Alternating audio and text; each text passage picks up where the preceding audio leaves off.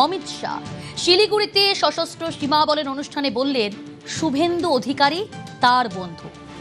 ভাবছেন এটা আবার কোনো কথা হলো নাকি?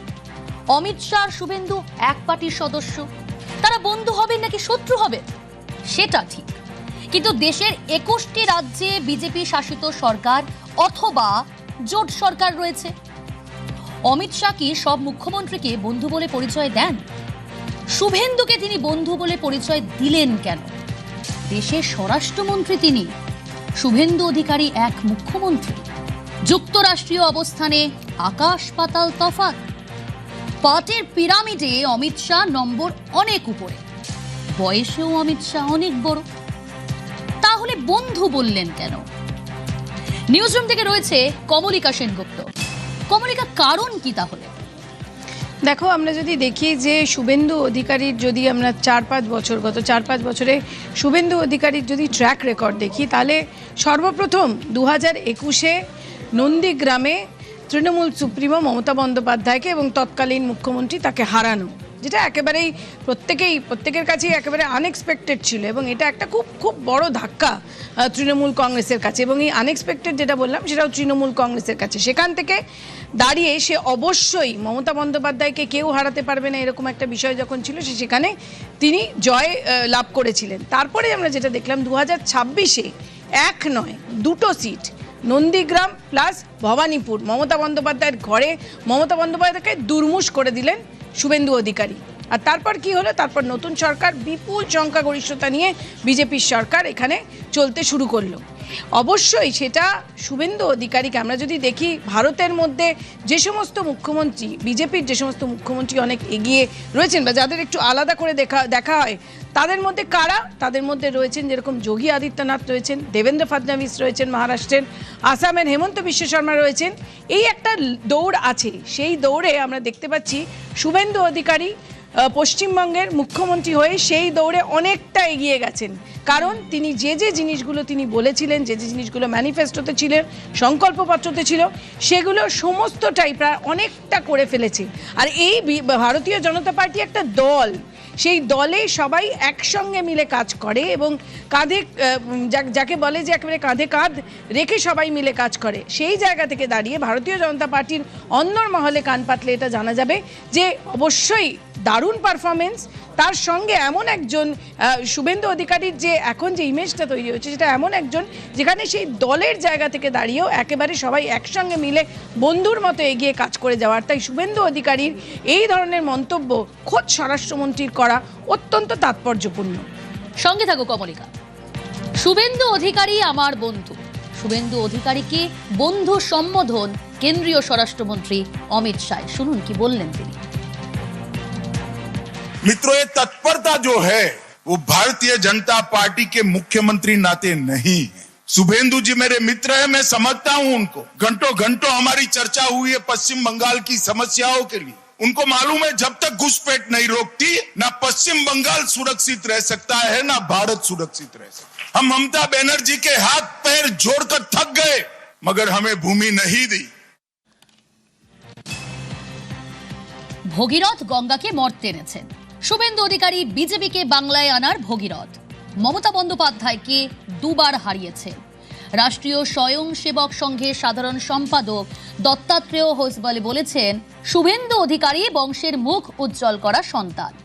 মুখ্যমন্ত্রীকে সংঘ যেখানে সন্তান স্নেহে আপন করে নিচ্ছে, অমিত শাহ বন্ধু বললে চোখ কপালে তোলার কি আছে? দিলীপ ঘোষ এই সম্বোধনের মধ্যে অস্বাভাবিক কিছু দেখছেন না। তিনি বলছেন, যার যা দায়িত্ব, যাই হোক সকলে এক পরিবারের সদস্য, বন্ধুই তো। তাই বন্ধু সম্বোধনে অস্বাভাবিক কিছুই নেই।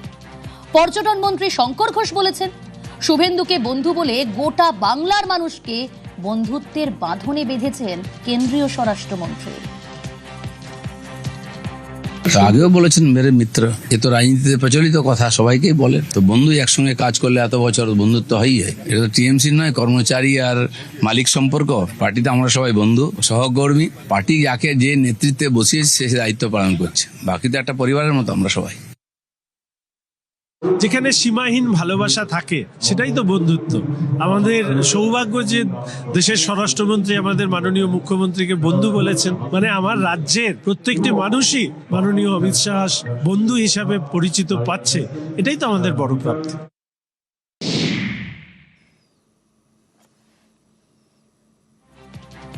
তার মানে সঙ্ঘের সকলে পরস্পরের সঙ্গী, এটাই সংস্কৃতি। তাই দেশের স্বরাষ্ট্রমন্ত্রী রাজ্যের মুখ্যমন্ত্রীকে বন্ধু বলে পরিচয় দিলে চোখ কপালে তোলার কিছু নেই। আসলে রাজ্যবাসীর এই ধরনের সম্বোধন শোনার অভ্যাস ছিল না তো। তৃণমূল জামানায় এর উল্টোটাই ছিল পরম্পরা। আমরা বলছি না, প্রাক্তন তৃণমূল নেতারাই ইদানিং অভিযোগ করেন। নিউজরুম থেকে রয়েছে কমলিকা সেনগুপ্ত। কমলিকায় গত 15 বছর এই বন্ধুর সম্বোধনটা কি তোমার কাছে অচেনা ছিল, অচেনা মনে হয়েছে?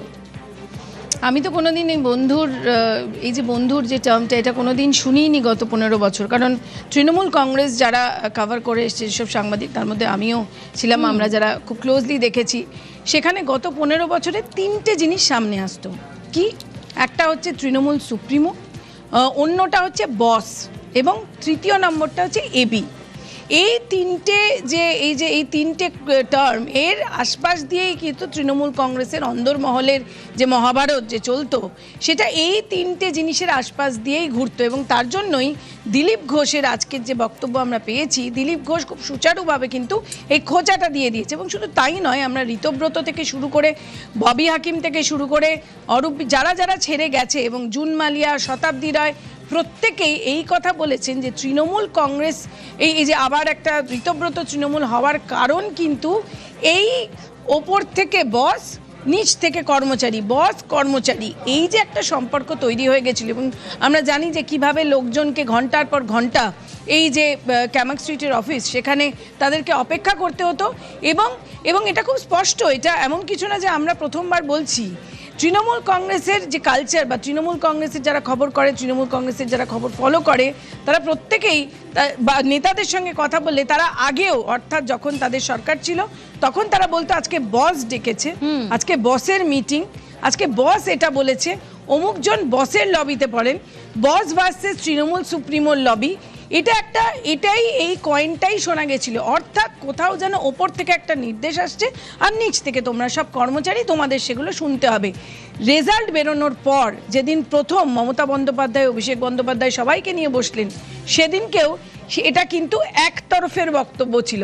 অর্থাৎ আমরা হারিনি, আমাদেরকে হারিয়ে দেওয়া হয়েছে। সেখানেই প্রথম প্রশ্ন উঠেছিল, এবং প্রথম সেখান থেকেই বলা যেতে পারে রিভোল্ট সেখান থেকেই হয়েছিল, যে এমনভাবে আমাদের সবাইকে বলে দিল যে এটা গত 15 বছরে ধরেছে, যে এটা করতে হবে, এটা তোমাকে দিয়ে দিচ্ছি, এটা তোমার টাস্ক। আরও বড় কথা, যেটা আমি সাংবাদিকতায় ভাষায় বলে থাকি, এটা তোমার অ্যাসাইনমেন্ট। এইভাবে চলতো তৃণমূল কংগ্রেস দলটা। আর তার জন্যই আজকে যখন বন্ধু কথাটা সামনে আসছে, একটু অচেনা লাগছে বই কি। অনেক ধন্যবাদ কমলিকা। মমতা বন্দ্যোপাধ্যায়কে সুপ্রিমো বলে উল্লেখ করা হতো, অভিষেক বন্দ্যোপাধ্যায়কে এবি, বস, বিভিন্ন নামে সম্বোধন করা হতো। ভোটের রেজাল্ট বেরোনোর পর কালীঘাটের বৈঠকে মমতা বন্দ্যোপাধ্যায় উঠে দাঁড়িয়ে অভিষেককে অভিবাদন জানাতে বলেছিলেন। তাতে জয়ী বিধায়কদের অনেকে অপমানিত বোধ করেছিলেন। ঋতব্রত বন্দ্যোপাধ্যায় একাধিকবার কালীঘাট, ক্যামাক স্ট্রিটের প্রভুসুলভ আচরণের বিরুদ্ধে মুখ খুলেছেন। এই পরিস্থিতিতে রাজ্যবাসী হঠাৎ শুনল বন্ধুর সম্বোধন। 6 তারিখ কে কখন স্ট্যান্ডিং অভিশন কার জন্য দিতে বললো, বাকিদের রিয়াকশন কি ছিল? দেখুন, আমার পেছনে যারা ছিলেন আমি দেখার সুযোগ পাইনি কি রিয়াকশন ছিল, কিন্তু আমি ইতস্তত করছিলাম, উঠে দাঁড়াতে অনেকেই করছিলেন। তিনি কে? অভিষেক বন্দ্যোপাধ্যায়, পার্টির সাধারণ সম্পাদক। দিদি হঠাৎ রেগে গেলেন, কেন উঠে দাঁড়াচ্ছেন না? আমিও উঠেছিলাম আধা। আমাদের গোটা মোটোটাই হচ্ছে কালেকটিভিজম। অভিষেক বন্দ্যোপাধ্যায় আর কালেকটিভিজম, এই দুটো 180 ডিগ্রি উল্টো দিকের দুটো শব্দ। অভিষেক বন্দ্যোপাধ্যায়ের নেতৃত্বে ওই যে আপনি বললেন সংগঠন, সং আছে, গঠন নেই। বসিং মানসিকতার বিরুদ্ধে একটা তীব্র প্রতিবাদ হয়েছে, মানুষকে মানুষ মনে না করার বিরুদ্ধে একটা তীব্র প্রতিবাদ হয়েছে, স্ট্যান্ডিং ওভেশনের বিরুদ্ধে তীব্র প্রতিবাদ হয়েছে। ক্যামাক স্ট্রিটে ওই যে সেক্রেটারি, সেই সেক্রেটারির 5 ঘন্টা 6 ঘন্টা যে বসিয়ে রাখতেন, সেই অপমানের একটা প্রতিবাদ হয়েছে। বিজেপির সংস্কৃতিতে এটাই স্বাভাবিক, বলছেন দিলীপ ঘোষ। তার মানে এবার থেকে এই নিউ নর্মালে অভ্যস্ত হতে হবে। বন্ধু সম্বোধন বারবার শোনার জন্য কানটাকে তৈরি করে নিতে হবে।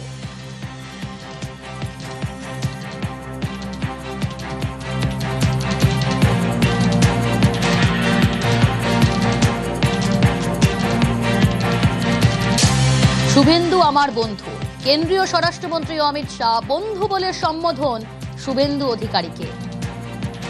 শিলিগুড়িতে সশস্ত্র সীমা বলের অনুষ্ঠানে বললেন শুভেন্দু অধিকারী তার বন্ধু।